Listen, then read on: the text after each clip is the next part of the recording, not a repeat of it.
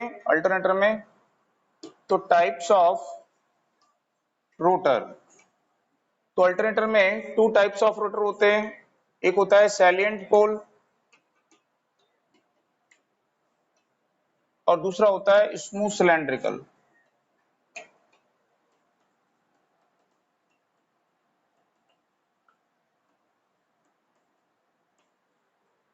ठीक है, तो सैलिएंट पोल रोटर एंड होता है स्मूथ सिलेंड्रिकल रोटर। तो टू टाइप्स के रोटर हैं यहाँ पे, उनको देखेंगे।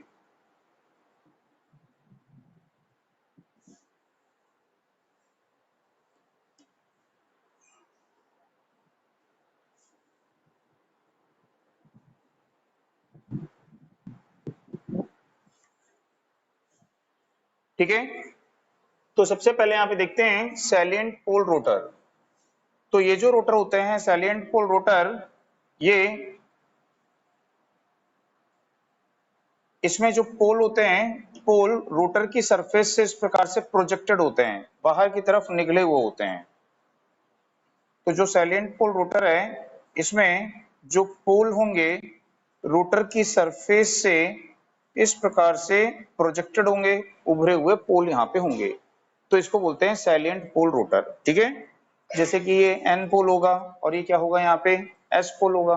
ठीक है, अब यहाँ पे इस प्रकार से यहाँ पे फील्ड वाइंडिंग करेंगे, तो इसमें जो फील्ड वाइंडिंग होती है वो कैसी होती है, कंसंट्रेटेड फील्ड वाइंडिंग, यानी एक ही जगह पर फील्ड वाइंडिंग को लगाया गया है, तो उसको बोलेंगे कंसंट्रेटेड फील्ड वाइंडिंग इसमें होती है। और इस पोल, ये पोल शूज बोलते हैं, इस पोल शूज के सेंटर में यहाँ पे जो फ्लक्स डेंसिटी होती है वो मैक्सिमम होती है। ठीक है, और साइड में आने पर क्या होती है, ये रिड्यूस्ड होती है। तो पोल पिच के सेंटर में फ्लक्स डेंसिटी क्या होगी, मैक्सिमम, और साइड में क्या होगी, वो आने पर रिड्यूस्ड होगी। तो इससे क्या होता है, जो साइन वेव होती है, उस साइन वेवफॉर्म का जो शेप होता है, ये शेप क्या होता है, उसका इंप्रूव होता है। तो इस प्रकार से इसके पोल्स को यहाँ पे डेंसिटी में बनाया जाता है।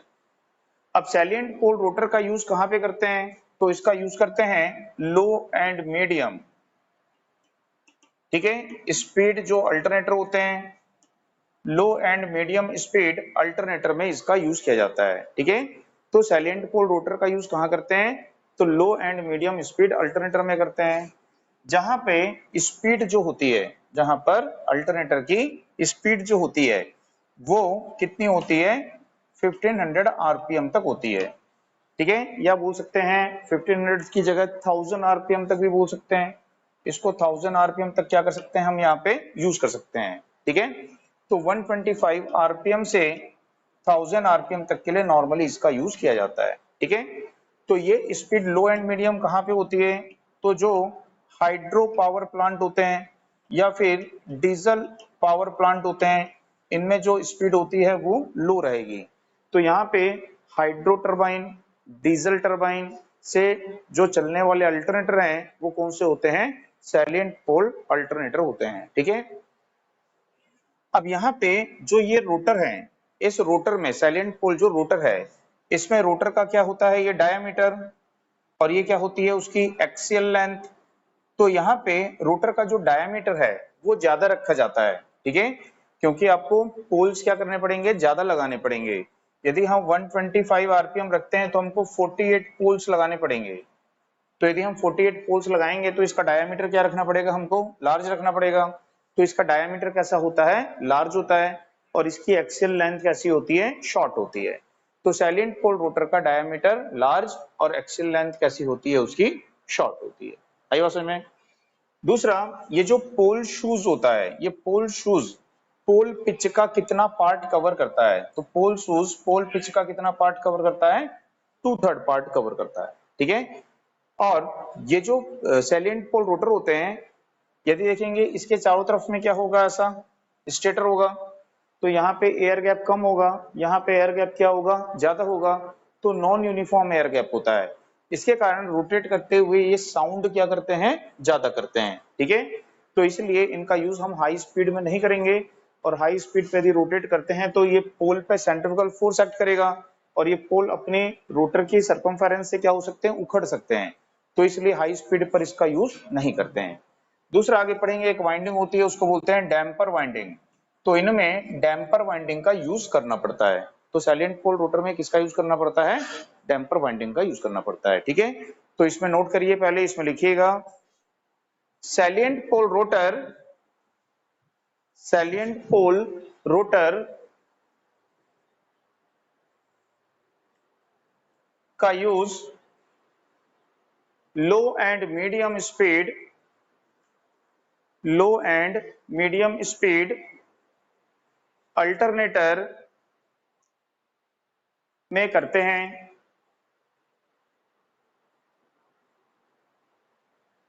जैसे hydro and diesel power plant.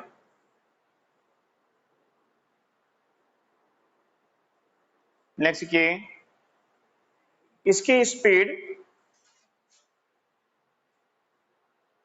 125 RPM से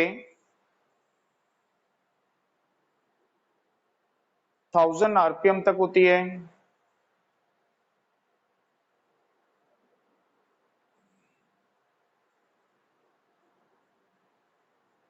नेक्स्ट, इसका डायमीटर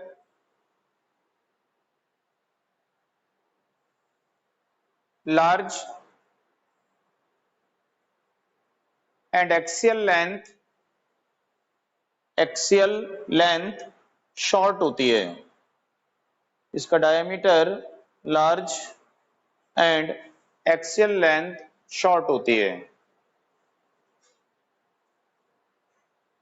नेक्स्ट, ये रोटर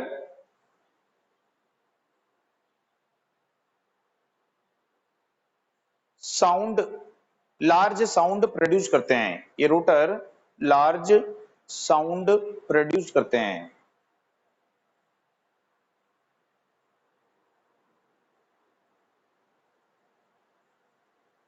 नेक्स्ट, इसमें पोल शूज, इसमें पोल शूज पोल पिच का 2/3, 2/3 पार्ट कवर करता है। पोल शूज पोल पिच का 2/3 पार्ट कवर करता है।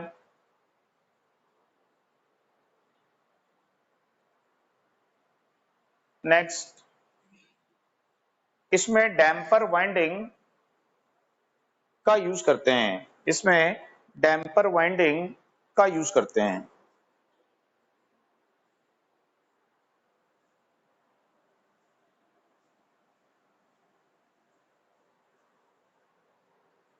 ठीक है, नोट कर लिए। इसके सेंटर में फ्लक्स डेंसिटी हायर, इसके सेंटर में flux density higher and side में लोअर होती है।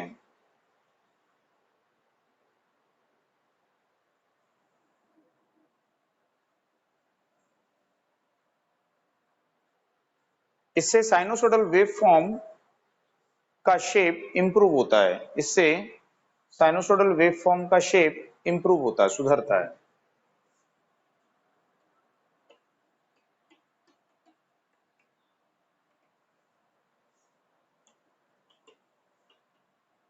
स्मूथ सिलिंड्रिकल रोटर, तो ये जो रोटर होते हैं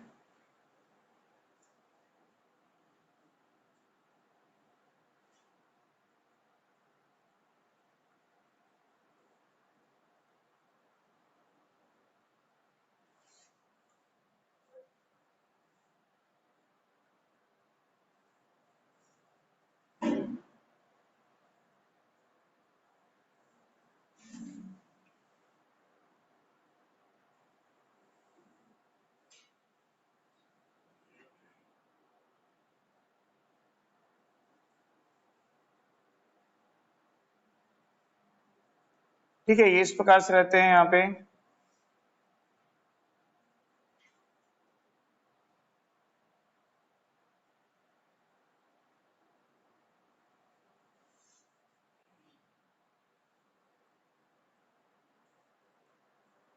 तो यहाँ पे देखेंगे ये N और S पोल है और यहाँ पे ये स्लॉट्स हैं, इसमें क्या करते हैं, यहाँ पे फील्ड वाइंडिंग को प्लेस करते हैं। तो ये फील्ड वाइंडिंग है यहाँ पे, ठीक है, ये पोल हो गए और ये है डिस्ट्रीब्यूटेड फील्ड वाइंडिंग। तो इसमें डिस्ट्रीब्यूटेड फील्ड वाइंडिंग का यूज करते हैं, मींस वाइंडिंग को अलग अलग स्लॉट्स में डिस्ट्रीब्यूट करके वहां पे रखा जाता है। तो इस प्रकार से ये रोटर बनाया जाता है। तो इसकी जो आउटर सरफेस होती है वो आउटर सरफेस कैसी होती है, इसकी स्मूथ होती है, ठीक है। तो इसलिए क्या बोलते हैं इसको, स्मूथ सिलेंड्रिकल रोटर इसको बोलते हैं। तो इसका यूज कहाँ पे करते हैं, तो इसका यूज करते हैं हाई स्पीड अल्टरनेटर में करते हैं, ठीक है। तो हाई स्पीड अल्टरनेटर कहाँ पे होते हैं, जो टर्बो टर्बो अल्टरनेटर होते हैं, यानी कि स्टीम टरबाइन ड्राइवन अल्टरनेटर होते हैं, स्टीम टरबाइन से चलने वाले अल्टरनेटर होते हैं, जो थर्मल पावर प्लांट में, न्यूक्लियर पावर प्लांट में यूज करते हैं, उनमें इनका यूज किया जाता है। तो इनकी जो स्पीड होती है वो 3000 आरपीएम, ठीक है। नंबर ऑफ पोल्स कितने होंगे, 2, या फिर हो सकती है 1500 आरपीएम और नंबर ऑफ पोल्स क्या होंगे, 4। इससे कम स्पीड के लिए इसका यूज नहीं करते हैं, ठीक है। तो 3000 या फिर 1500, इससे कम स्पीड के लिए इसको यूज नहीं करते हैं। अभी जो रोटर होंगे इनका जो डायामीटर होगा ये कैसा होगा, स्मॉल, एंड जो इनकी एक्सियल लेंथ होगी वो क्या होगी, लॉन्गर होगी। तो इनका जो डायामीटर है वो स्मॉल रहता है, क्योंकि आपको कम पोल लगाने हैं तो डायामीटर छोटा रखते हैं। तो डायामीटर इनका कम होगा और एक्सियल लेंथ क्या होगी इनकी, लॉन्गर होगी, लार्ज होगी, ठीक है। तो यहाँ पे जब इसके सराउंडिंग्स में यदि क्या होगा, यहाँ पे आर्मेचर होगा, तो यहाँ पे चारों तरफ एयर गैप कैसा होगा, F1 एयर गैप होगा। तो इसलिए ये रोटेट करते हुए ज्यादा साउंड भी प्रोड्यूस नहीं करते हैं। तो ये कैसा करते हैं, स्मूथ रन करते हैं, है ना, साउंड प्रोड्यूस नहीं करते हैं ज्यादा। तो यहाँ पे जो ये अल्टरनेटर होते हैं, जो रोटर होते हैं, इनमें हमको जो डैम्पर वाइंडिंग है, ये डैम्पर वाइंडिंग का यूज करने की भी आवश्यकता नहीं होती है। तो इसमें हम डैम्पर वाइंडिंग भी यूज नहीं करते हैं। आई बात समझ में। तो इनमें डैम्पर वाइंडिंग का भी यूज किया नहीं जाता है, ठीक है। बना लिया डायग्राम, उसमें लिखिए इनका यूज इनका यूज हाई स्पीड अल्टरनेटर में करते हैं।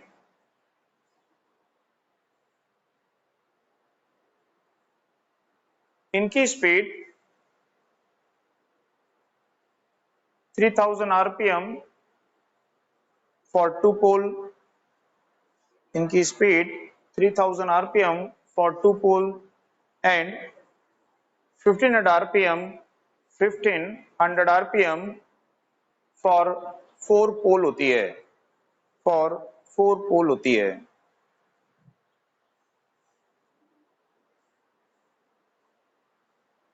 इससे लोअर स्पीड के लिए इन्हें यूज नहीं करते हैं, इससे लोअर स्पीड के लिए इन्हें यूज नहीं करते हैं,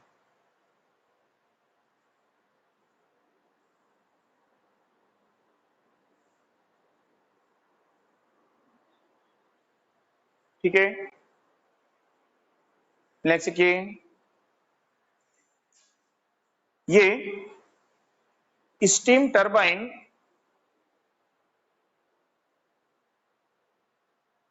स्टीम टरबाइन से चलने वाले टर्बो अल्टरनेटर, स्टीम टरबाइन से चलने वाले टर्बो अल्टरनेटर में यूज किए जाते हैं।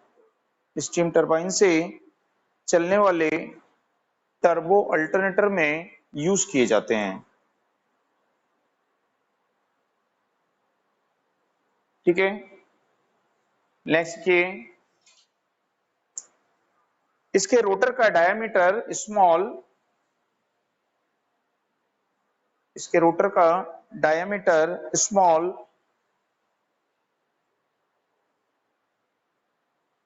एंड एक्सियल लेंथ लार्ज होती है, एंड एक्सियल लेंथ लार्ज होती है। ठीक है, उसके बाद में नेक्स्ट की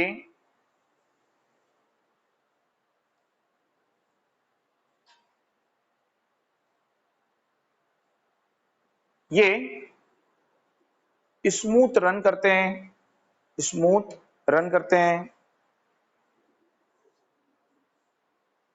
and soundless operation, and soundless operation करते हैं। Smooth run and soundless operation, आवाज रहित ऑपरेशन इनका होता है।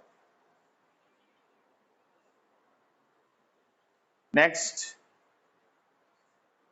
इसमें डैम्पर वाइंडिंग का यूज नहीं करते हैं, इसमें डैम्पर वाइंडिंग का यूज नहीं करते हैं।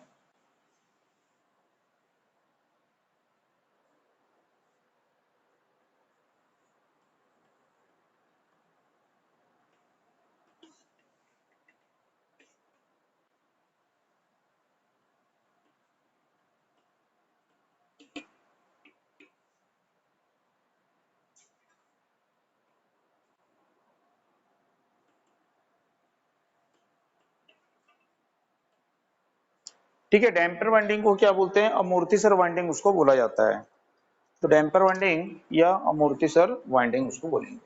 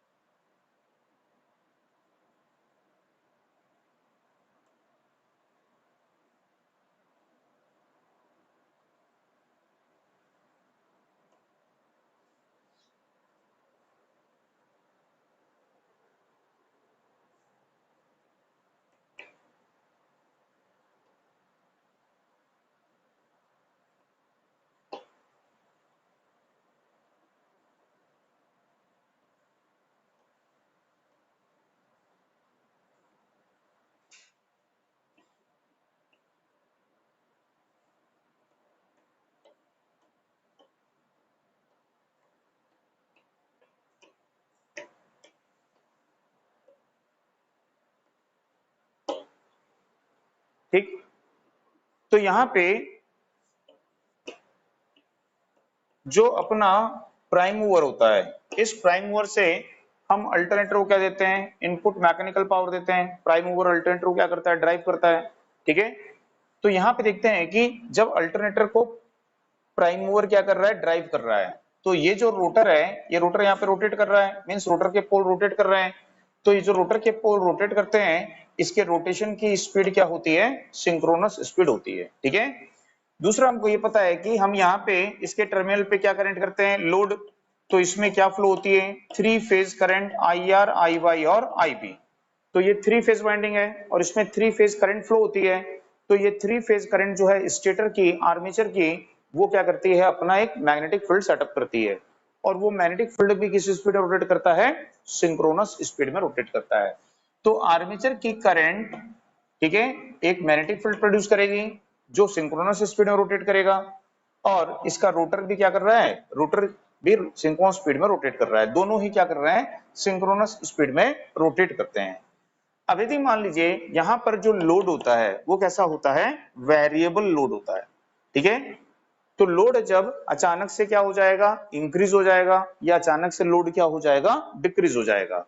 तो इसका रोटर यदि सिंक्रोनस स्पीड में रोटेट कर रहा है, अचानक से लोड क्या होगा? बढ़ जाएगा। ठीक है, कौन सा लोड? इलेक्ट्रिकल। तो इसका रोटर अपनी पोजीशन से बैक हो जाएगा, बैक होके फिर रोटेट करेगा। और यदि लोड क्या हो जाएगा? यहाँ पे अचानक से डिक्रीज हो जाएगा, तो इसका रोटर अपनी पोजीशन से क्या होगा? अहेड हो जाएगा, आगे आ जाएगा, और आगे होकर के क्या करेगा? वो सिंक्रोनस स्पीड में रोटेट करेगा। यदि लोड वेरिएबल होता है तो इसका रोटर सिंक्रोनस स्पीड में रोटेट करते हुए अपनी पोजीशन के दोनों तरफ क्या करेगा? ऐसा ऑसिलेशन करेगा। तो सिंक्रोनस स्पीड में भी रोटेट कर रहा है और ऑसिलेशन भी कर रहा है। तो ये जो ऑसिलेशन कर रहा होता है इसे क्या कहते हैं? यहाँ पे हंटिंग कहते हैं। बात समझ में आई? तो यदि अल्टरनेटर के टर्मिनल पर लोड कैसा होगा? वेरिएबल होगा। तो इसके रोटर का पोल सिंक्रोनस स्पीड में रोटेट करते हुए अपने मैग्नेटिक एक्सिस के बोथ साइड क्या करेगा, ऐसा ऑसिलेशन करेगा, तो उस ऑसिलेशन को क्या बोलते हैं, हंटिंग बोलते हैं। तो इस हंटिंग के कारण आर्मेचर में इंड्यूस साइन वेव का शेप क्या होता है, डिस्टॉर्टेड हो जाता है, ठीक है, उसमें डिस्टॉर्शन प्रोड्यूस्ड होगा, जनरेशन ऑफ क्या होगा, हार्मोनिक्स होगा, तो ये प्रॉब्लम यहाँ पे आएगी। तो इसके लिए हमको क्या करना पड़ेगा, इस हंटिंग को कम करना पड़ेगा, ठीक है। तो इस हंटिंग को कम करने के लिए ही क्या करते हैं, यहाँ पे डैम्पर वाइंडिंग का यूज करते हैं। तो डैम्पर वाइंडिंग क्या होती है, तो डैम्पर वाइंडिंग जो होती है, थिक कॉपर कंडक्टर को यहाँ पर पोल शूज के फ्रंट में यहाँ पे प्लेस करेंगे, थिक कॉपर कंडक्टर को, और इसको प्लेस करके बोथ एंड से क्या करेंगे, शॉर्ट सर्किट कर देंगे। तो इस वाइंडिंग को क्या बोलेंगे हम, डैम्पर वाइंडिंग। तो जैसे स्क्विरल केज वाइंडिंग होती है short circuited, thick copper conductor both and से क्या करते हैं, शॉर्ट। तो सिमिलरली यहाँ पे डैम्पर वाइंडिंग है, thick copper conductor both and से क्या होती है, शॉर्ट सर्किट। तो स्क्विरल केज वाइंडिंग के समान ये होती है, ठीक है। तो इसके कारण क्या होता है, जब ये ऑसिलेशन कर रहा है तो स्टेटर की फ्लक्स भी यहाँ पे है, आर्मेचर की फ्लक्स भी है, वो रोटेट कर रही है सिंक्रोनस स्पीड में, और रोटर भी सिंक्रोनस स्पीड में, बट अब रोटर क्या कर रहा है, ऑसिलेशन कर रहा है। तो जब ये बैक जाएगा तो फ्लक्स को काटेगा आर्मेचर की, आगे आएगा तो भी आर्मेचर की फ्लक्स को काटेगा। तो जब ऑसिलेशन करेगा तो आर्मेचर की फ्लक्स को क्या करेगा, वो काटेगा। कौन, डैम्पर वाइंडिंग। तो इसमें क्या इंड्यूस्ड हो जाएगी, ईएमएफ। इसमें क्या सर्कुलेट होगी, करंट। और लेंज लॉ के अनुसार वो करंट क्या करती है, अपने इंड्यूस होने के कॉज का अपोज करती है, और उसके इंड्यूस होने का कॉज क्या है, ऑसिलेशन करना। तो उस ऑसिलेशन को क्या करेगी, वो कम करेगी। तो डैम्पर वाइंडिंग क्या करेगी, ऑसिलेशन को कम कर सकती है, ठीक है, उसको टोटली समाप्त वो नहीं कर सकती है, ठीक है। तो उसमें नोट करिए, उसमें लिखिएगा, अल्टरनेटर के टर्मिनल पर, अल्टरनेटर के टर्मिनल पर वेरिएबल लोड होने पर, अल्टरनेटर के टर्मिनल पर वेरिएबल लोड होने पर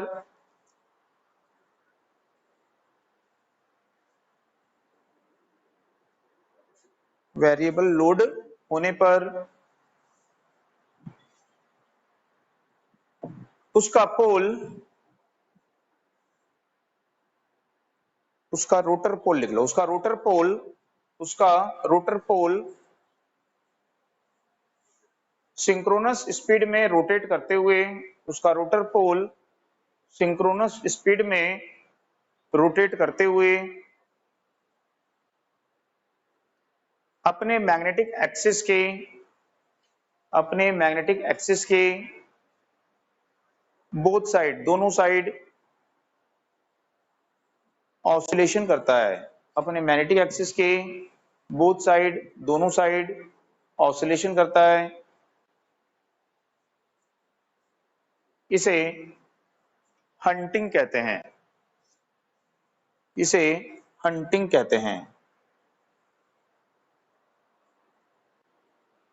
नेक्स्ट के, हंटिंग के कारण, हंटिंग के कारण हार्मोनिक प्रोड्यूस्ड होते हैं, हार्मोनिक्स प्रोड्यूस्ड होते हैं, एंड आर्मेचर में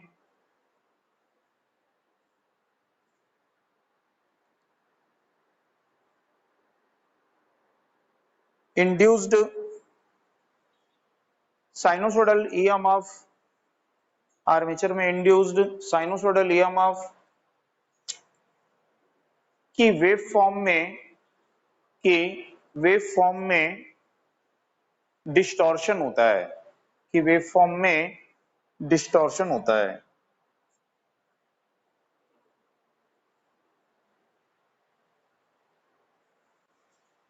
अतः हंटिंग को कम करने के लिए डैम्पर वाइंडिंग का यूज करते हैं, डैम्पर वाइंडिंग का यूज करते हैं।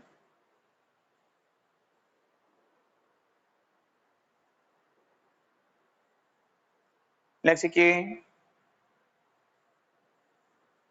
पोल शूज में,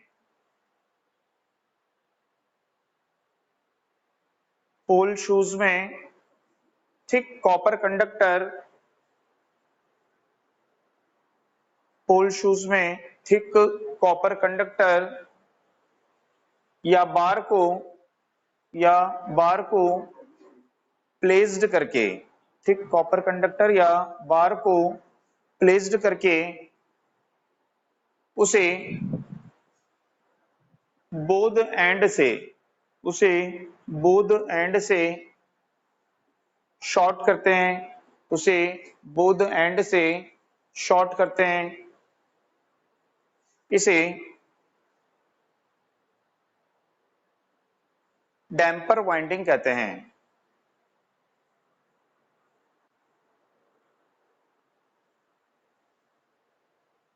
नेक्स्ट के डैम्पर वाइंडिंग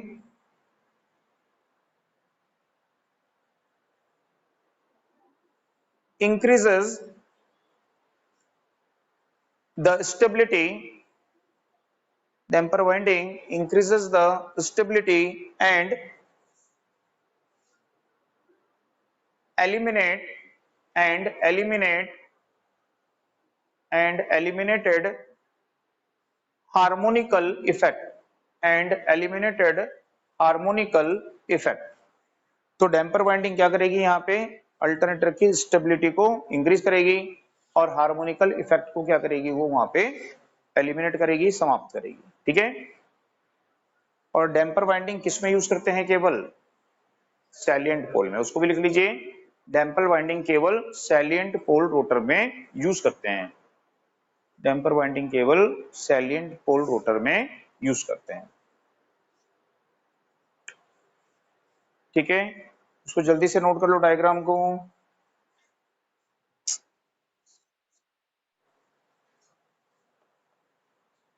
तो आर्मेचर वाइंडिंग में हम पढ़ चुके हैं कॉइल किसको बोलते हैं। ठीक है, तो सबको पता है कि ये क्या है, यहाँ पे ये कॉइल है। तो ये जो कॉइल है इसमें कितने कंडक्टर होते हैं, 2 AB एंड CD। ठीक है, तो ये क्या है, यहाँ पे कंडक्टर हैं, लिखेंगे नहीं इसके बारे में, सिर्फ समझ लीजिए, लिख चुके हो आप पहले डीसी सेंटर में, है ना। और इसको क्या बोलते हो आप यहाँ पे, एंड कनेक्शन बोलते हो। ठीक है, इसको क्या बोलते हैं हम यहाँ पे, एंड कनेक्शन बोलते हैं।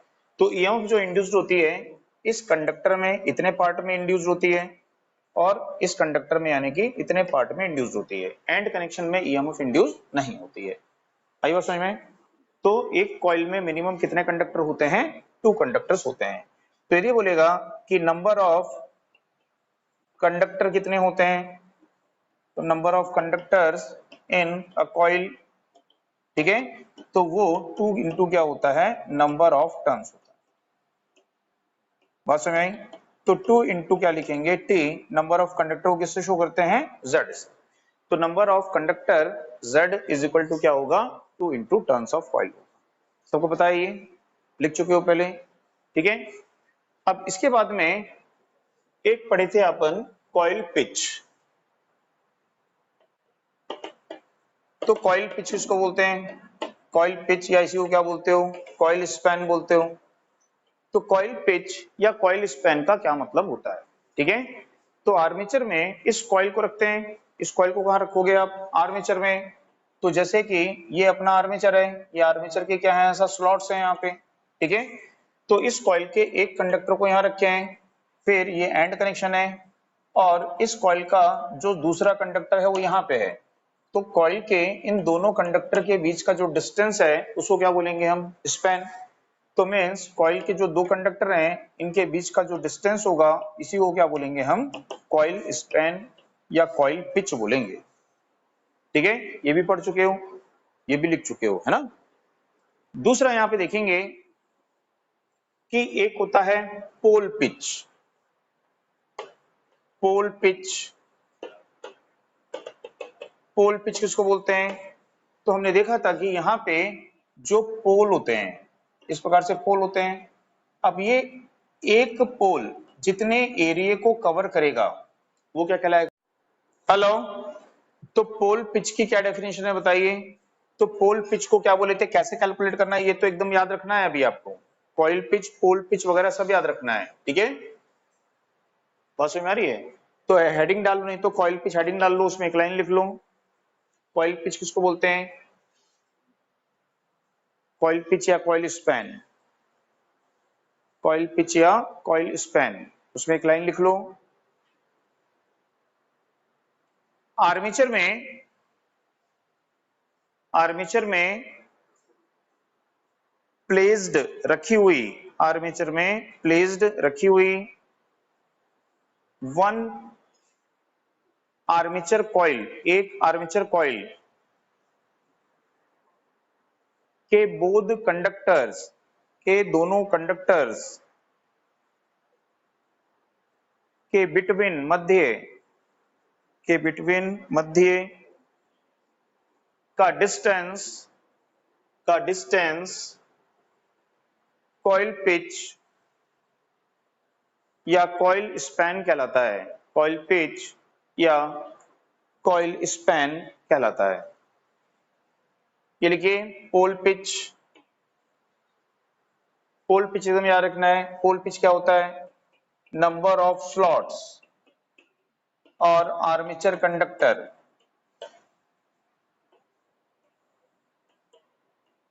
ठीक है पर पोल, बात समझ में आ रही है ना? तो नंबर ऑफ स्लॉट्स या आर्मेचर कंडक्टर्स पर पोल, ठीक है, को ही क्या बोलते हैं? पोल पिच बोलते हैं। तो यदि हमको पोल पिच निकालना है तो निकालना आना चाहिए अब यहाँ पे आपको, ठीक है। जनरेटर में तो नहीं पड़े थे निकालना, लेकिन यहाँ पे आपको निकालना आना चाहिए कि यदि आपको बोलेगा कि भाई पोल पिच निकालो तो क्या करोगे? तो number of armature slots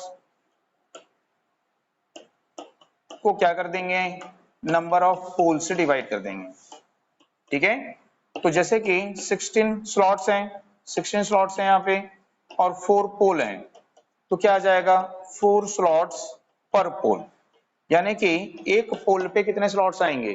4 slots आएंगे। तो ये इसका क्या हो जाएगा? पोल पिच इसका क्या हो जाएगा? 4 हो जाएगा। बात समझ में आई? तो इसको नोट करिए, इसको याद रखिए। अब ये सब आपको कैलकुलेशन करना पड़ेगा अब यहाँ पे।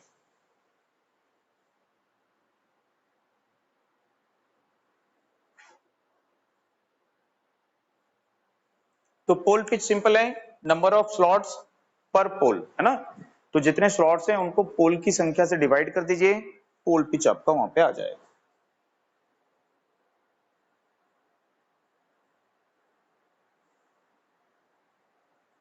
ठीक, अब यहाँ पे ये 2 पिच अपन देख लिए। अब इसके बाद में एक होता था फुल पिच, पढ़े थे, याद है? फुल पिच कॉइल या वाइंडिंग। तो फुल पिच और कॉइल या वाइंडिंग का मतलब क्या होता है कि जो अपना पोल पिच है किसके इक्वल होगा? Coil pitch. तो ये दोनों पिच यदि इक्वल होंगे तो उसको क्या बोलेंगे? फुल पिच बोलेंगे, ठीक है। तो यदि हम देखेंगे कि पोल पिच कितना आया था? 4, तो कॉइल पिच भी क्या होना चाहिए? 4। 4 कब होगा? जब कॉइल को कैसे रखेंगे? 1 to 5 रखेंगे, ठीक है। कॉइल होगी 1 to 5, तो 1 to 5 का मतलब क्या होता है? 5 minus 1 is equal to 4। जैसे कि मान लीजिए 1 2 3 4 5, 4 खंबे गड़ाए हैं यहाँ पे, 4 खंबे गड़े हुए, 5 खंबे गड़े हुए हैं। तो 5 खंबे यदि इस प्रकार से गड़ाते हैं तो खंबे के बीच का डिस्टेंस क्या बोलते हो? स्पैन। तो 5 खंबे गड़ाने पर कितना स्पैन मिलेगा? 1 2 3 4, 4 मिलेगा। कि यदि हम 5 खंबे गड़ाते हैं तो स्पैन कितना मिलेगा? 1 2 3 4, ठीक है। तो क्या बोलेंगे? 5 माइनस क्या लिखेंगे? 1। तो इसी तरह से यदि हम कॉइल में देखें कि हमारा ये स्लॉट है, आर्मेचर का स्लॉट्स है, तो आर्मेचर में स्लॉट्स है 1 2 3 4 5, ठीक है। तो यदि हम कॉइल के एक कंडक्टर को 1 नंबर स्लॉट्स में रखेंगे और कॉइल के दूसरे कंडक्टर को 5 नंबर स्लॉट्स में रखेंगे तो हम क्या बोलेंगे? कॉइल का स्पैन क्या है? यहां से यहां तक 1 स्पैन हुआ, ये सेकंड हुआ, ये थर्ड हुआ और ये क्या हुआ? फोर्थ। तो कॉइल का स्पैन क्या होगा? किसके बराबर होगा? पोल पिच के बराबर होगा, ठीक है। तो कॉइल को यदि 1 to 5 रखेंगे तो स्पैन ऑफ कॉइल क्या बोलेंगे? स्पैन ऑफ कॉइल यानी पिच ऑफ कॉइल क्या बोलेंगे? 1 to 5 है। कॉइल का पिच कितना है? अभी यहाँ क्या बोलेंगे हम? यहाँ पे बोलेंगे कि स्पैन ऑफ कॉइल या पिच ऑफ कॉइल क्या है? 1 से 5 है। कि कॉइल 1 से लेके 5 तक फैली हुई है। स्पैन यानी क्या होता है, कॉइल का फैलाव। पिच यानी क्या होता है, कॉइल का क्षेत्र। तो कॉइल का फैलाव या कॉइल का क्षेत्र कितना है, 1 से 5 तक है, ठीक है। लेकिन हम यहाँ पे बोलेंगे कि जो कॉइल का पिच 1 से 5 तो है, लेकिन ये कॉइल कितने स्लॉट्स को कवर कर रही है, तो ये कितने स्लॉट्स को कवर कर रही है, 5 - 1 इज इक्वल टू क्या बोलेंगे, 4, ठीक है। तो हम क्या बोलेंगे कि कॉइल का पिच अब यहाँ पे कितना है, 4 है, ठीक है, और पोल के पिच के क्या है, वो इक्वल है। आई बात समझ में? तो इसमें नोट करिए। अच्छा, ये तो अपन पढ़ चुके हैं। दूसरा कि जब ये कंडीशन आती है पोल पिच और कॉइल पिच क्या होते हैं, इक्वल, तो कॉइल का एक कंडक्टर कहाँ आएगा, एग्जैक्ट एन पोल के सेंटर में, और सेम इंस्टेंट पर कॉइल का सेकंड कंडक्टर कहाँ पे आएगा, एस पोल के एग्जैक्ट सेंटर में आएगा। तो हमको पता है कि इस कंडीशन में हम क्या बोलेंगे कि इन कंडक्टर्स में कितना इलेक्ट्रिकल डिग्री है, 180 डिग्री इलेक्ट्रिकल फेज डिफरेंस होता है, ठीक है। तो फुल पिच वाइंडिंग में कॉइल के दोनों कंडक्टर में 180 डिग्री इलेक्ट्रिकल फेज डिफरेंस होगा, और इसमें इंड्यूस्ड ईएमएफ का मैग्नीट्यूड भी क्या होता है, मैक्सिमम होता है, ठीक है। तो इसमें नोट करिए, इसमें लिखिएगा कॉइल पिच पोल पिच के, coil pitch comma pole pitch के, coil pitch comma pole pitch के इक्वल होने पर वाइंडिंग फुल पिच वाइंडिंग कहलाती है, फुल पिच वाइंडिंग कहलाती है।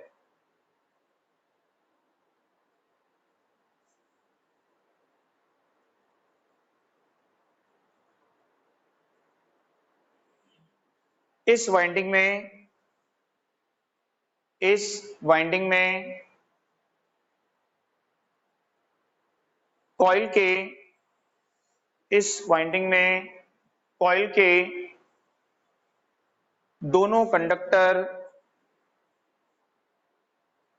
के मध्य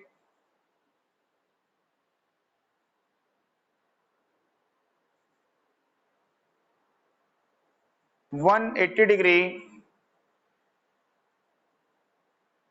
इलेक्ट्रिकल फेज डिफरेंस होता है, 180 डिग्री इलेक्ट्रिकल फेज डिफरेंस होता है। और इस कॉइल में इंड्यूस्ड ईएमएफ का मैग्नीट्यूड, इस कॉइल में इंड्यूस्ड ईएमएफ का मैग्नीट्यूड मैक्सिमम होता है।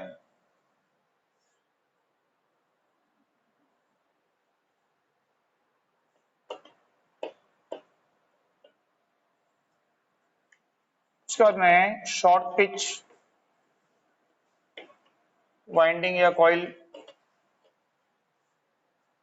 तो शॉर्ट पिच में क्या होगा, अब यहाँ पे जो पोल का पिच है वो तो एज इट इज रहेगा, लेकिन कॉइल का पिच जो है वो क्या हो जाएगा, यहाँ पे कम हो जाएगा।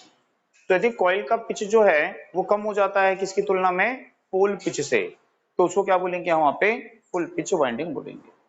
बात समझ में आई? तो यदि हम देखें यहाँ पे,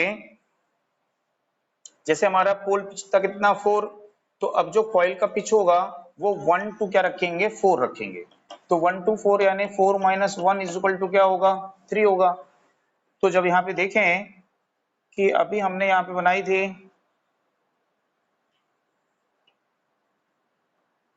1 2 3 4 5 कि कॉइल का एक कंडक्टर 1 नंबर स्लॉट्स में था, और उसी कॉइल का सेकंड कंडक्टर कहाँ पे था, 5 नंबर पे। तो हमने बोला कि ये कंडक्टर एन पोल के एग्जैक्ट सेंटर में होगा, और ये कंडक्टर एस पोल के एग्जैक्ट सेंटर में होगा, ठीक है। तो इसको क्या बोले, फुल पिच।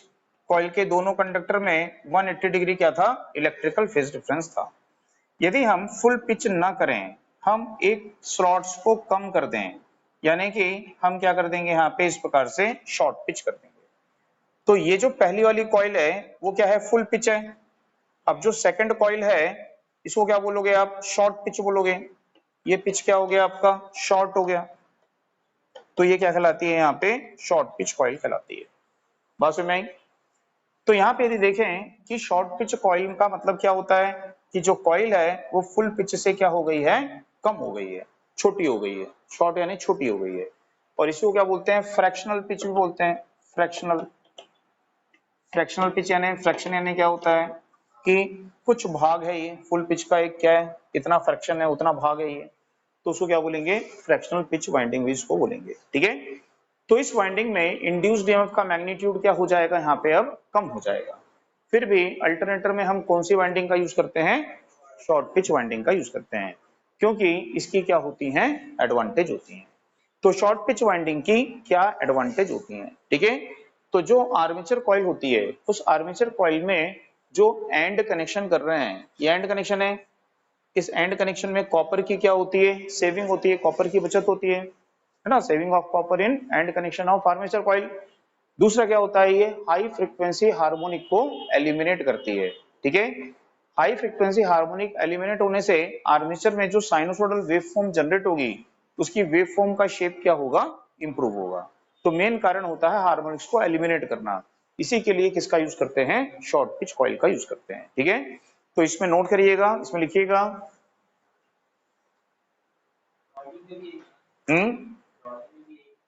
क्राउलिंग में, हाँ, क्राउलिंग में हमने क्या किया था, शॉर्ट पिच वाइंडिंग किए थे। काय के लिए किए थे, हार्मोनिक्स को एलिमिनेट करने के लिए। तो वैसे ही ये भी, ठीक है, तो उसमें नोट करिएगा।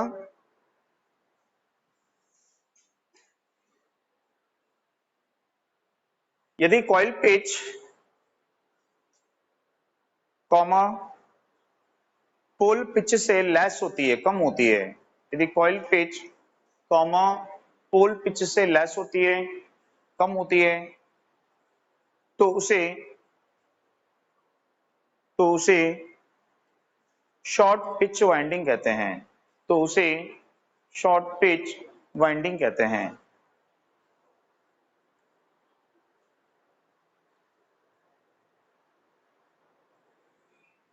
नेक्स्ट की, इस वाइंडिंग में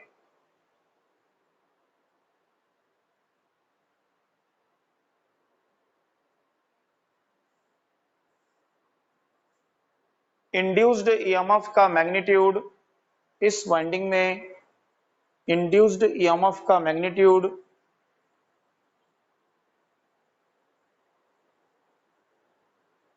फुल पिच वाइंडिंग से लेस होता है। फुल पिच वाइंडिंग से लेस होता है, कम होता है।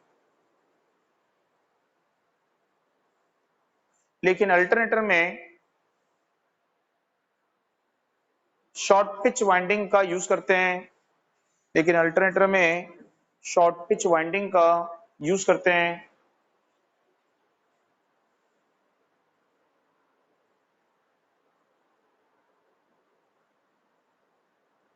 फर्स्ट, क्योंकि इसकी निम्न एडवांटेज होती हैं, क्योंकि इसकी फॉलोइंग एडवांटेजेस होती हैं, क्योंकि इसकी निम्न एडवांटेज होती हैं। ठीक है, तो क्या एडवांटेज है, सेविंग ऑफ कॉपर है, saving of copper in and connection of armature coil.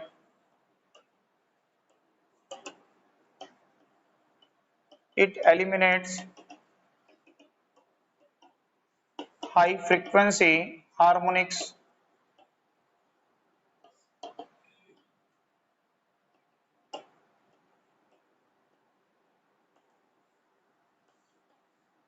improve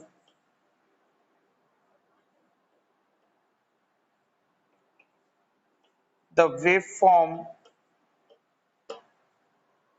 of, improve the shape, लिख देते हैं,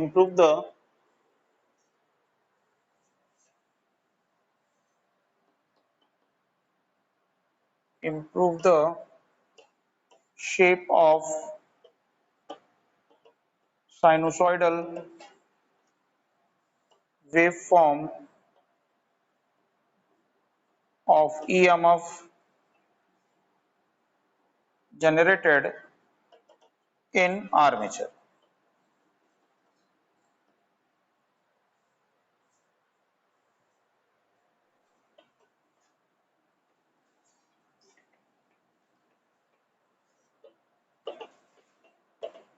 तो यहाँ पे देखेंगे सिंगल लेयर आर्मेचर वाइंडिंग, अपन यहाँ पे एज्यूम कर रहे हैं कि अपने पास में 12 स्लॉट्स 4 पोल 3 फेज अल्टरनेटर है, ठीक है। तो देखें कि जो अल्टरनेटर है इसमें 1 2 3 4 5 6 7 8 9 10 11 12, तो इसमें कितने स्लॉट्स हैं यहाँ पे 12 स्लॉट्स हैं। 1 2 3 4 5 6 7 8 9 10 12, ठीक है। और कितने पोल हैं यहाँ पे 4 पोल हैं। तो यदि यहाँ पे देखें कि 4 पोल हैं इस प्रकार से, इसमें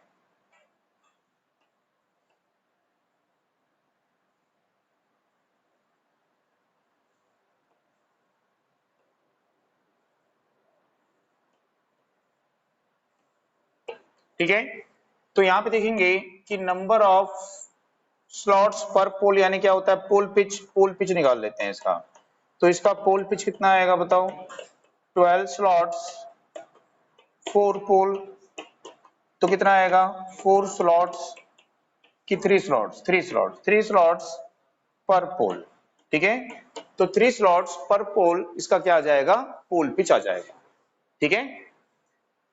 तो यहाँ पे इसका मतलब है कि पर पोल पे नंबर ऑफ स्लॉट्स कितने होंगे 3। तो देखो इस पोल पे 1 2 3 स्लॉट्स होंगे, ये इस पोल पे 1 2 3 स्लॉट्स होंगे, यहाँ पे इस पे भी 3 स्लॉट्स होंगे और इस पे भी 3 स्लॉट्स यहाँ पे होंगे। तो इस पोल पे कितने नंबर ऑफ स्लॉट्स होंगे वहां पे। अब यहाँ पे फेज कितने हैं 3 हैं, तो यदि हम यहाँ पे 3 स्लॉट्स पर पोल को 3 फेज से क्या करेंगे डिवाइड, तो क्या आएगा 1 स्लॉट्स पर पोल पर फेज।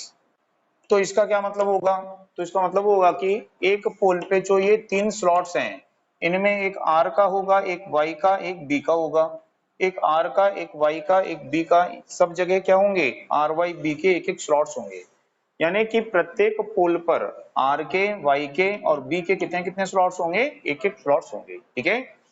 अब यदि सपोज मान लीजिए हमको क्या करनी है यहाँ पे फुल पिच वाइंडिंग करनी है, तो फुल पिच वाइंडिंग यदि हमको करनी है तो हमको pole pitch is equal to क्या करना है कॉइल पिच। तो दोनों पिच को हम क्या कर देंगे यहाँ पे इक्वल कर देंगे। तो जब हम दोनों पिच को इक्वल करेंगे तो कॉइल पिच कितना है पोल पिच कितना है 3, तो कॉइल का स्पैन कितना होना चाहिए, तो इसका जो स्पैन होना चाहिए वो 1 2 क्या होना चाहिए 4, यानी कि 4 माइनस 1 इज इक्वल टू क्या होगा 3 हो जाएगा। तो इसका मतलब है 1 2 3 4 कि कॉइल के एक कंडक्टर को, ठीक है 1 नंबर स्लॉट्स में, और दूसरे कंडक्टर को कहां पे रखेंगे 3 नंबर स्लॉट्स में रखेंगे, ठीक है। तो इस प्रकार से हम देखेंगे ये हो गया n और ये क्या हो गया यहाँ पे s। आई बात समझ में। तो यहाँ पे हमको ये पता है कि फुल पिच है तो इन दोनों कंडक्टर में कितना फेज डिफरेंस होगा 180 डिग्री होगा, ठीक है। तो यदि हमको निकालना है phase difference of each slots, ठीक है, तो फेज डिफरेंस ऑफ इस स्लॉट्स क्या होगा, तो ये होता है 180 डिग्री अपॉन पोल पिच। तो यदि हम देखें 180 डिग्री पोल पिच कितना है 3, तो इसको डिवाइड करेंगे तो कितना आएगा 60 डिग्री, यानी कि इन दोनों के बीच में कितना फेज डिफरेंस होगा 60 डिग्री। इन दोनों के बीच में, ठीक है, इन दोनों के बीच में कितना डिफरेंस, ये गलत लिख दिया 1 to 4 होगा ना, 1 to 4 लिखे ना, तो ये 1 to 4 है 1 to 4। तो यहाँ पे देखेंगे इन दोनों के बीच में कितना डिफरेंस होगा 60, इन दोनों के बीच में कितना होगा 60 और इनके बीच में भी कितना होगा 60 डिग्री होगा। तो कॉइल का स्पैन क्या रहेगा 1 to 4 रहेगा, ठीक है। और हमारी कॉइल कैसी रहेगी यहाँ पे फुल पिच रहेगी, कैसी रहेगी ये फुल पिच। तो यहाँ से यहाँ तक 180 डिग्री इलेक्ट्रिकल डिफरेंस है ये, तो हमको पता है कि 180 डिग्री इलेक्ट्रिकल यहाँ से यहाँ तक है, मतलब 2 स्लॉट का, ठीक है। ये एक स्लॉट से यहाँ पे ये, तो ये एक स्लॉट से यहाँ से यहाँ तक इस स्लॉट्स और इस स्लॉट्स के बीच में कितना फेज डिफरेंस होगा 60, इन दोनों स्लॉट्स में 60 और इन दोनों स्लॉट्स में भी कितना होगा 60। अब हमको वाइंडिंग करनी है 3 फेज में, तो क्या चाहिए होता है 120 डिग्री फेज डिफरेंस चाहिए होता है। ये पढ़े हम कि 3 फेज वाइंडिंग करते समय कितना फेज डिफरेंस रखते हैं, वहां पे 120 डिग्री का फेज डिफरेंस रखते हैं। ठीक है, तो हमने कॉइल को यहां से वाउंड करना स्टार्ट किया, तो ये आर फेज का स्टार्टिंग हो गया। ठीक है, हम यहां से कॉइल को वाउंड करेंगे, फिर 1 2 3, 1 से स्पैन कहां पे आएगा 4 में, है ना, कॉइल का स्पैन क्या होगा 1 to 4, तो 1 से कहां पे आएगा 4, फिर 1 2 3, 4 से कहां पे आएगा, 3 स्लॉट छोड़ना पड़ेगा 1 2 3, फिर 4 से कहां पे आएगा ये, ठीक है, तो 4 से आ जाएगा किसमें 7 में, 7 में 1 2 3, 7 से फिर कहां पे आ जाएगा ये 10, और 10 से क्या होगा ये आउट हो जाएगा।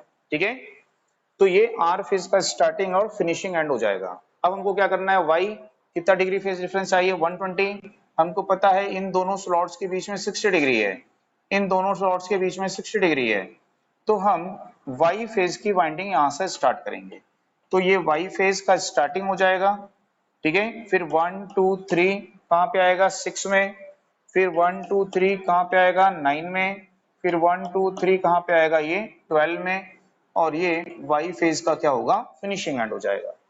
फिर वाई और बी के बीच में 120 होना चाहिए, तो ये 60 डिग्री फेज डिफरेंस एक स्लॉट्स का, ये 60 डिग्री, तो बी फेज को यहां से स्टार्ट करेंगे, बी फेज का स्टार्टिंग एंड जो वैकेंट है, फिर क्या आएगा 8, फिर 11, फिर 11 के बाद में कहां पे आएगा वो 2, तो यहां से इसका क्या हो जाएगा ये फिनिशिंग एंड हो जाएगा।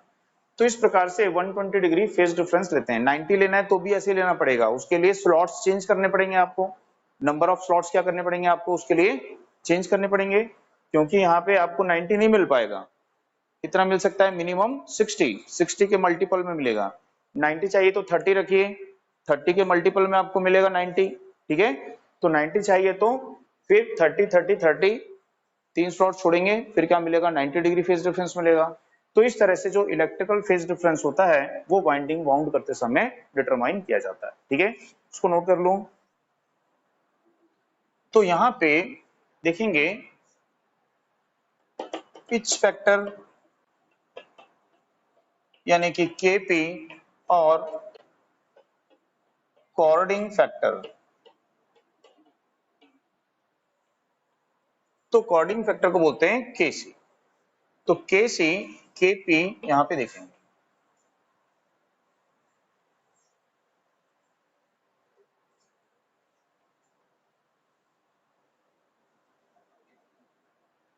तो इसके लिए यहाँ पे अपन कंसिडर करते हैं कि अपने पास में 24 स्लॉट्स 4 पोल 3 फेज अल्टरनेटर है।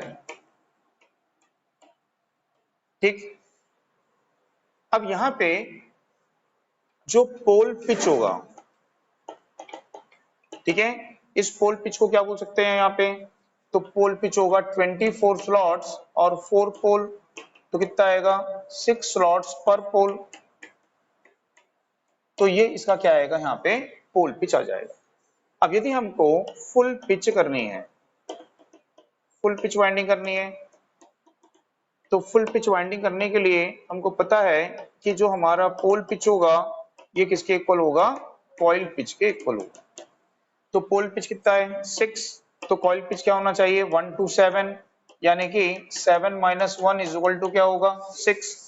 इसका नंबर मतलब है कि हमारे आर्मेचर के स्लॉट्स 1 2 3 4 4 5 6 7, तो ये 1 2 3 4 5 6 7, तो कॉइल का एक कंडक्टर 1 नंबर स्लॉट्स में और उसी कॉइल का दूसरा कंडक्टर 7 नंबर स्लॉट्स में रखेंगे, इस प्रकार से रखेंगे, तो ये हमारी क्या कहलाएगी फुल पिच।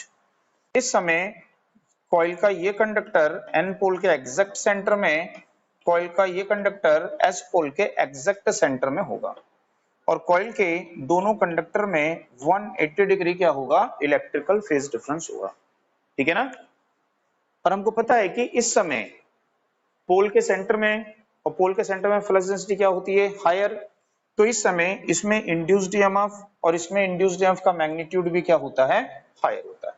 ठीक है, अब यदि इसमें इंड्यूस्ड ईएमएफ का साइन इस प्रकार से होता है तो इसमें इंड्यूस्ड ईएमएफ का साइन इस प्रकार से होता है। ठीक है, इससे यदि करंट एंटर कर रही होगी तो इससे एग्जिट करेगी, एग्जिट कर रही है प्लस से तो एंटर करेगी किससे, माइनस से। तो यहाँ पे वोल्टेज जो होती है इसमें जो ईएमएफ इंड्यूस्ड होगी, इसमें जो ईएमएफ इंड्यूस्ड होगी, दोनों ईएमएफ क्या हो जाएंगी, ऐड, क्योंकि पोलरिटी कैसी है, प्लस माइनस, एडिटिव पोलरिटी है।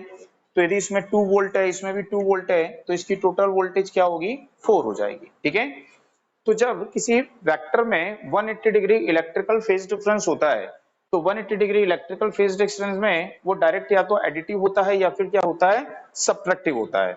सब्ट्रैक्टिव कब होता है, जब टू वेक्टर्स एक दूसरे के क्या होते हैं, डायरेक्ट अपोजिशन में होंगे, और 180 डिग्री फेज डिफरेंस में है तो क्या होंगे, डायरेक्ट सब्ट्रैक्टिव होंगे।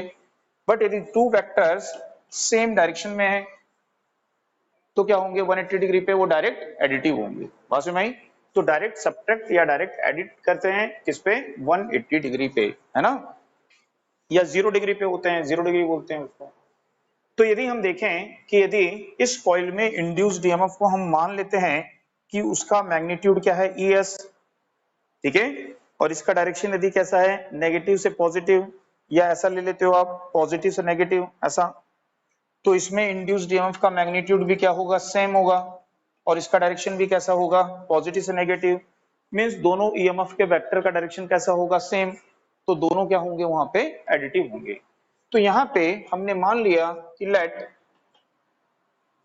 Magnitude of induced EMF in one side of conductor is ES। ठीक है, तो 180 डिग्री पे हम क्या करेंगे, डायरेक्ट ऐड करेंगे। ठीक है, तो यहां पे लेंगे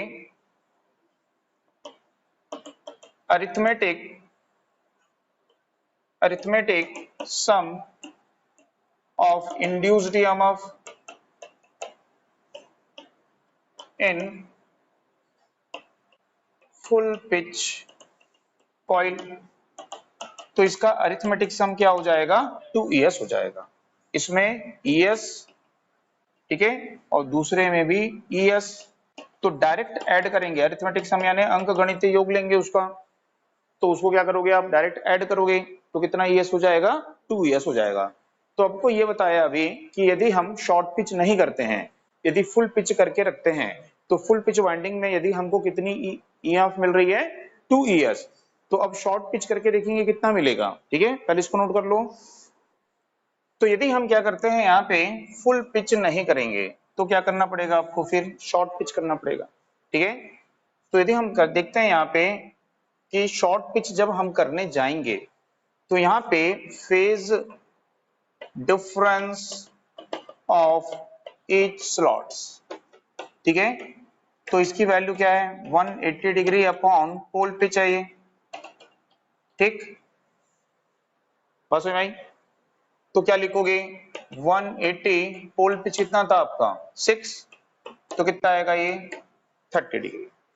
यानी कि यहाँ पे इसके बीच में 30, इसके बीच में 30, तो कोई भी दो स्लॉट्स का है ना, फेज डिफरेंस कितना आएगा, 30 डिग्री आएगा। ठीक है, तो यहाँ पे आप देखेंगे कि यदि क्या कर रहे हैं, हम शॉर्ट पिच वाइंडिंग कर रहे हैं, शॉर्ट पिच वाइंडिंग, तो शॉर्ट पिच वाइंडिंग में क्या करेंगे हम, तो ये पोल का पिच है, ठीक है, और ये लेस होना चाहिए, ग्रेटर होना चाहिए किससे, कॉइल के पिच से। तो हम क्या करते हैं, यहाँ पे एक स्लॉट्स कम कर देते हैं, पोल पिच हमारा कितना है, 6 है, और कॉइल का जो स्पैन है वो हम रख देते हैं यहाँ पे 1 to 6 कर देते हैं। तो 6 - 1 = क्या हो जाएगा, ये 5 हो जाएगा। तो पहले 1 to 7 था कॉइल का स्पैन, अब हमने कॉइल के स्पैन को क्या कर दिया, 1 to 6 कर दिया। तो हमने कितना एंगल शॉर्ट किया, ठीक है, तो वैल्यू ऑफ एंगल शॉर्ट कितनी होगी, इसकी वैल्यू बताओ, 30 डिग्री होगी। ठीक है, तो 30 डिग्री एंगल हमने क्या कर दिया यहाँ पे शॉर्ट कर दिया। ये जो एंगल जितना हमने शॉर्ट किया है 30 डिग्री, इसको हम अल्फा से डिनोट कर रहे हैं और इसी को क्या बोलते हैं कॉर्डिंग एंगल। बात समझ में आ गई? ये एकदम याद रखिए, कॉर्डिंग एंगल का मतलब क्या है, कितना एंगल आपने शॉर्ट किया है।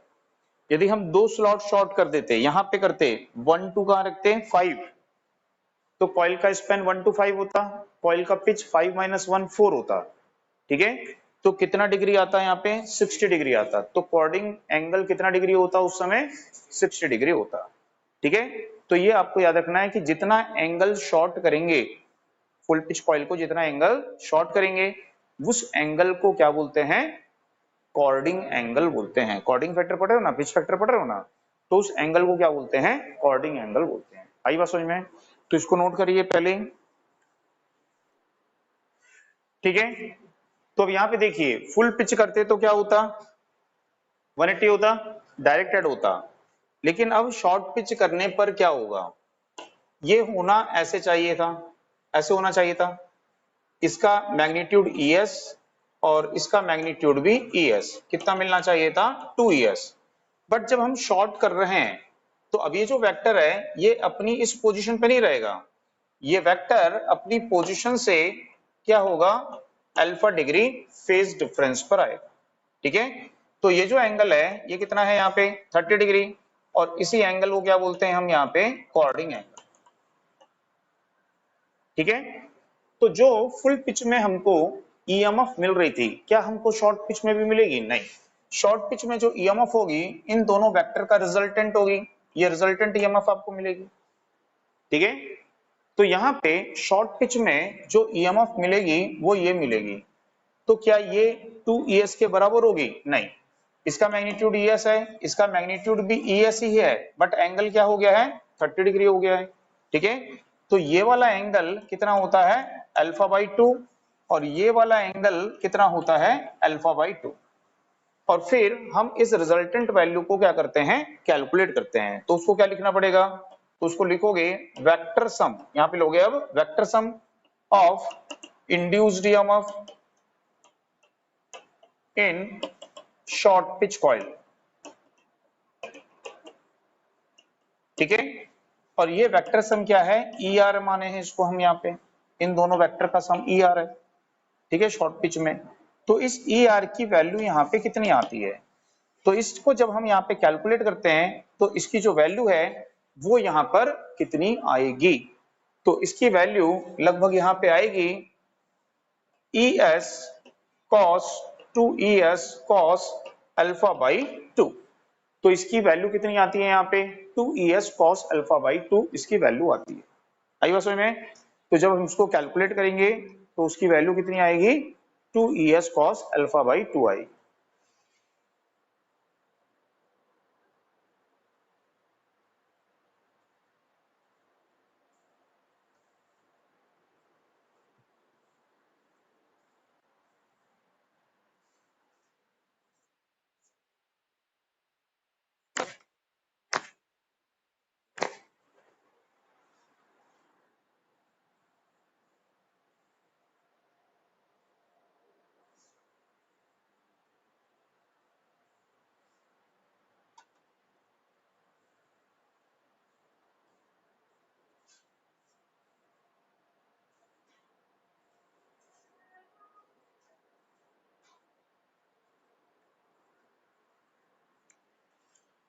तो इससे हमको क्या पता चला, इससे हमको पता चला कि यदि हम शॉर्ट पिच नहीं करते फुल पिच करते तो हमको मिल रही थी 2ES। अब यदि हम शॉर्ट पिच करते हैं तो उस 2ES का क्या होता है cos कॉर्डिंग एंगल बाई क्या होता है 2, इतनी EMF मिलती है। ठीक है, तो यहाँ पे इन दोनों का रेशियो ही क्या कहलाता है कॉर्डिंग फैक्टर या पिच फैक्टर होता है। ठीक है, तो KC और KP जो होता है ये क्या होता है, तो ये होता है vector sum of EMF in short pitch coil, और होता है arithmetic sum of EMF in full pitch coil.